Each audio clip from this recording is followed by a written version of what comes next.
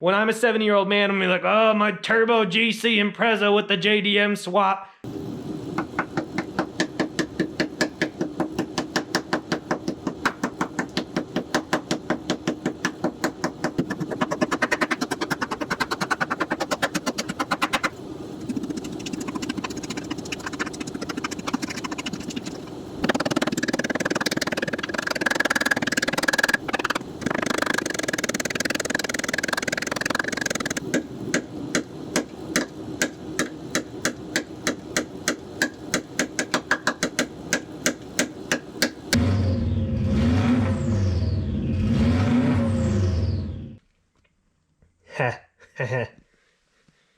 Yeah, it was doing a real good job, folks. More on that in a moment. Welcome to 802 Garage, your regular stop for endless project cars. I will address that gas filler tube in a second, which was pretty much that bad on the car. But what I really want to talk to y'all about today is, I think I might have reached a breaking point. Not a bad one. I'm still got the same plans that I've had, but sometimes too much is enough. I know that you all know I have a pretty high tolerance for rust, but since I also know that this car, my 2001 Impreza 2.5 RS, which does have a really cool JDM WRX engine swapped into it, well, I already know it has a lot of issues that you haven't even seen, and I will be going over that. But right now, I just want to touch on the other frame rail. You will have known from my last video that I fixed the captive nut in the other side of the frame in the rear so that I can mount the rear subframe, but I didn't know exactly what I was going to do with this side, and I didn't want to take a long time doing it. I believe I estimated 3 hours to fix this side as well as to replace the filler tube, and honestly, I don't think that was that far off because I do have the filler tube out. Putting the new one in won't take very long, and I have done what I'm going to do to this side, but it's certainly not what I was hoping for. And just a quick note, folks, before I show you this disgusting frame rail and more issues with this car, my merch is out, if you didn't know, so please do go check it out. I will put a little link up here in the corner as well as in the description. And there should be a little fancy merch shelf below my videos by Teespring soon, so please do go check it out. Give me feedback. Let me know if you bought something. Really appreciate y'all. Oh, and by the time this video is up, I should be releasing a double-sided t-shirt that has the 802 Garage shift knob on the front and the license plate logo on the back because a couple people wanted that, and I actually meant to put it up when I initially launched the merch, but totally forgot. So I will get on it. But let's get down to business to defeat the Huns here. So basically this is where I'm at with this frame rail. You can see, well, hopefully you can see, first of all, huge hole, right? Yeah, that's great, fine and dandy. And obviously there's a lot of just missing metal here. You can see all that. That's that little thin outer layer that I had to fix on the other side. And that's supposed to all be one continuous thing that goes into that cross member right there, but it's kind of eaten away. And basically, I'm going to show you some footage of what I was dealing with under here. The bottom line is I started to dig into it, and I could already tell that there was going to be a little bit of the top layer missing, and I was thinking, okay, I really don't feel like welding over here. I really don't want to do it. I'm just going to stick to the plan of just cleaning it up a little bit and then putting the rear subframe in. And the more I dug in, the worse it got, of course, and even a little bit of the thicker layers is a little bit weak, but honestly, it's still structurally solid for sure. Like, I'm not worried that that's not going to support the subframe, but it is really, really ugly. So I was digging into it, and at first I just went at it with a normal wire brush, and then a screwdriver, and then a hammer, and all this rust falling down was just disgusting. That's the clip I opened this video with, ages and ages of just chunks of rust falling out, and it's just horrendous, and there's not a lot I can do about a lot of it, but I thought to myself, I even picked up a couple pieces of metal, and I was like, okay, I can just replace this outer layer. And I was like, you know what? I'm gonna have to cut it and shape it and tack weld it in place and hammer it down, weld everything, grind it again, and then paint it. And then this 3-hour job is going to turn into a 6-hour job.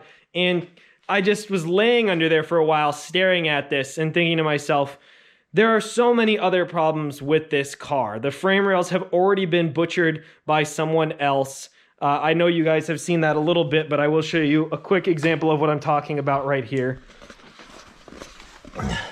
You can see that somebody has welded in some big old plates and went right over the trailing arm mount. And then, other than that, there are, of course, the rocker panels. And there's even more than that.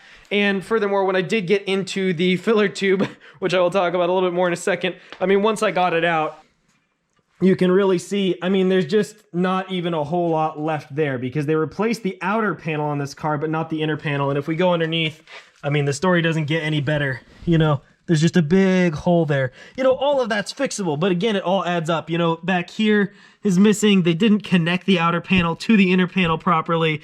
You know, there were some repairs here that just were not done properly. And, oh, I just almost fell over. I am gonna go over all of that thoroughly in another video so that you know why this shell probably isn't long for this world. But for now, I just wanna show you basically what I ended up deciding to do was cleaning off all the loose rust, cleaning off the top layer. I decided to basically hammer everything in place that I could. Clean it up pretty well, clean it off with compressed air and some alcohol, and then just paint it up, as well as cleaning off the back seam of the fuel tank and painting that a little bit. It's all just self-etching primer. This stuff dries pretty quickly. It seems to adhere pretty well, and it seems to protect from rust pretty well. I'm basically using a lot of it lately so that I can also give it a trial run to see how well it works on everything I use it on, because it's hard to know what products you can depend on and how much prep you have to do to make them work properly until you really just get experience with them. So you'll see I basically just painted this all up, and it's definitely far from perfect, but it's way better than it used to be.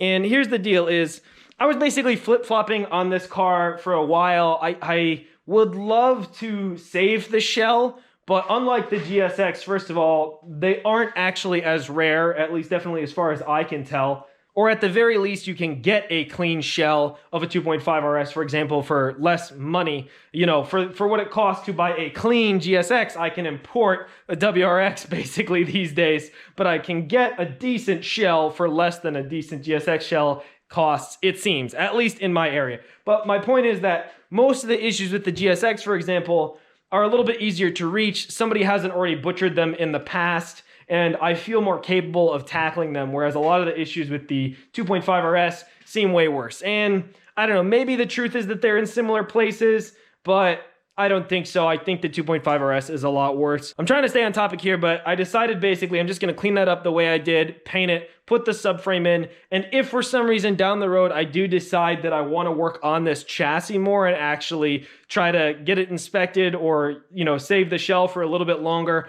it will be so much easier to pull out the subframe the second time. It should genuinely be, you know, a couple hours of work to get that out if all the bolts are not seized. The reason it took me days and days of work is all the bolts that I had to cut or beat on for hours or heat and lubricate and everything. And when I'm done, everything is gonna have fresh anti-seize on it. It's going to be properly protected. The bolts are gonna be cleaned up, etc., etc. So in the next 1 to 3 years, if I decided that subframe needed to come back out, it would not be the end of the world. But I just do not have the energy and the motivation in me right now to do to that side of the frame rail what I did to the other side. And actually, it would be more work than just that. And I know I'd just be, you know, trying to weld to rust, and I need to cut out more and clean more, and it's just not worth it. Like I said, structurally, I know it will support the subframe just fine. It's all gonna be tied together and braced. It's not like the car is gonna fold in half. But so that's the basic point here is sometimes even for me, enough is enough. And I know enough about that car to know I should not be dumping a lot of time into small projects like that when I really need to just get it up and running and get it out of the garage and make sure that it's, sure, safe to take down the road,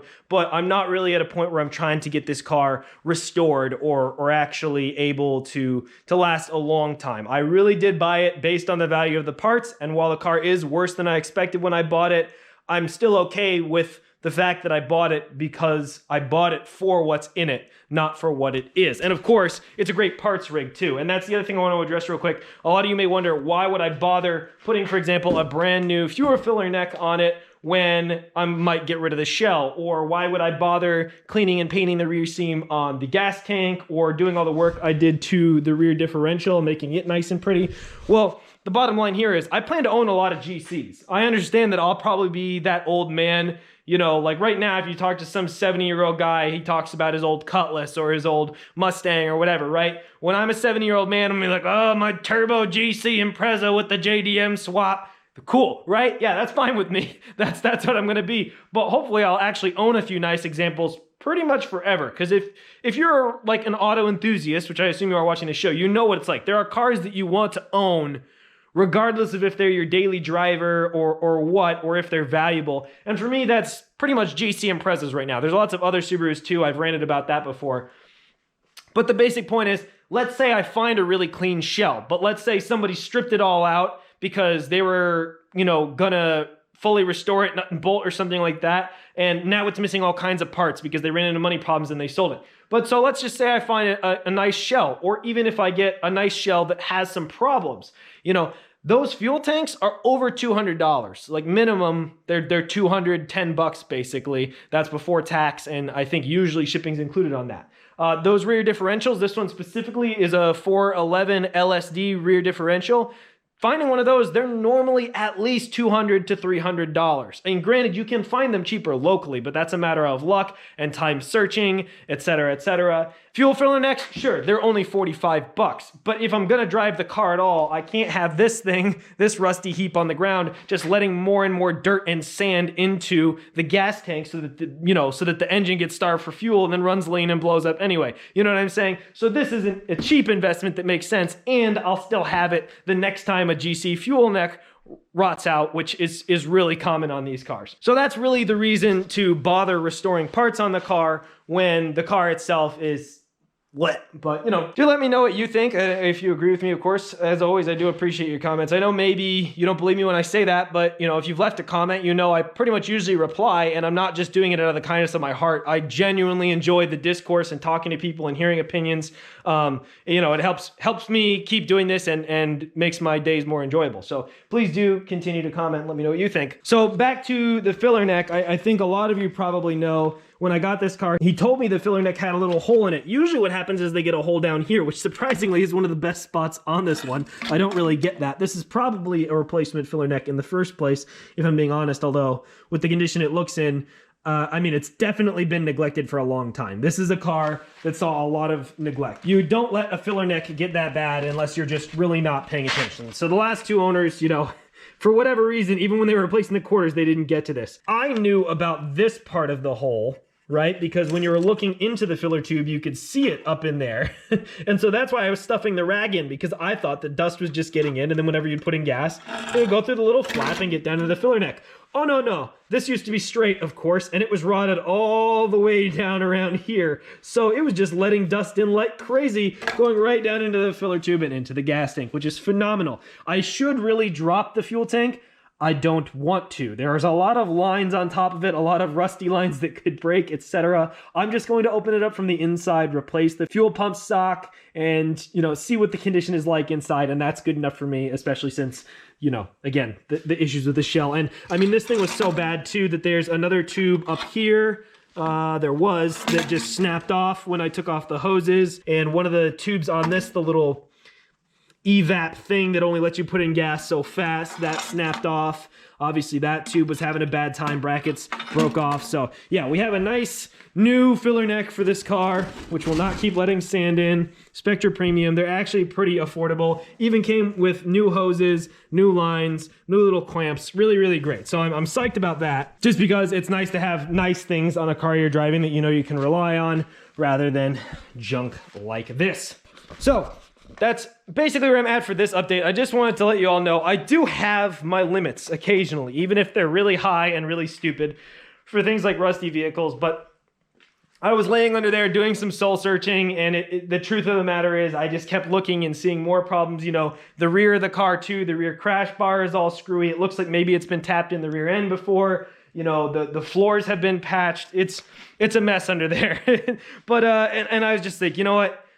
Just suck it up, Aaron, and no matter how bad you want to weld in patch panels to that other frame rail, you already wasted time on the other side at this point. Don't waste more of your time on that side. Just get this thing done so that you can get it out of the garage. And I did remember what my next priority is. As soon as this is out of the garage, I do have somebody keeps asking me to do some car work for his ride, and I'll probably do that just to make some more money. But my next priority is to build my welding cart, which, like I said, I'm hoping will only take me a day. I have it pretty much planned in my head, but, you know, who knows if that'll go to plan. But I'm hoping I can build that welding cart in a day, make a cool video out of it, and then put my MIG welder on it and actually get to real MIG welding on the GSX, which will be really cool. But so putting that filler tube in, genuinely, this is one of those things, assembly versus disassembly is totally different, especially in Vermont.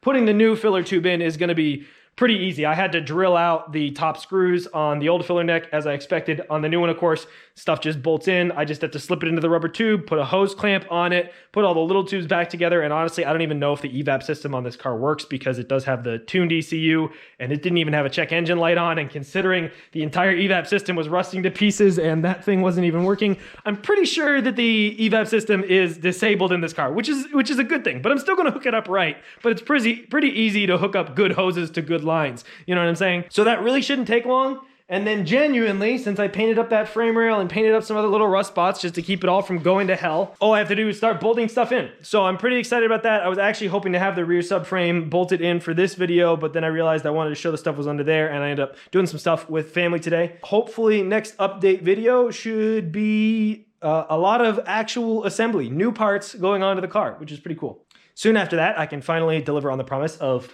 getting that thing out of the garage and working on something else for y'all. One quick other funny thing, I knew there was something I wanted to tell you. In my last video, I mentioned how filming takes a long time, and for example, you have to move your camera around and make sure when you're welding that sparks don't fly onto your camera lens and crack it. Well, guess what? That exact video, I actually did have a welding spark fly out that I didn't notice until after I filmed and edited the last video, and it did crack the lens on my phone camera. Luckily, it was out of the view of the lens, so it's no big deal. And the only reason I'm still using my phone to film that is continuity, because the whole first half of the disassembly was filmed with the phone camera, and I didn't feel like switching to the GoPro because that'll make the editing weird for me. So that's why I'm still using that. But just like my old phone, my Nexus 5X, crack in the camera lens from a single welding spark just landing on it, but luckily not in view, so I don't really care. It doesn't affect anything. It's not like shattered or anything like that, but just thought I'd mention that. Pretty funny. That's going to be all for this one, folks. If you have not yet, please do check out the merch. And I don't know, let me know what you think about my rant as always. If you're one of the people who likes to and you made it all the way to the end of the video, let me know what you think the worst thing you've seen on the 2001 Impreza 2.5 RS is so far. Which part of the car was the worst rust or the most damaged, whatever you want to go with. Thank you so much, everyone. If you made it to the end and you're not subscribed, of course, please do subscribe because you must enjoy something about this. Otherwise, just like it.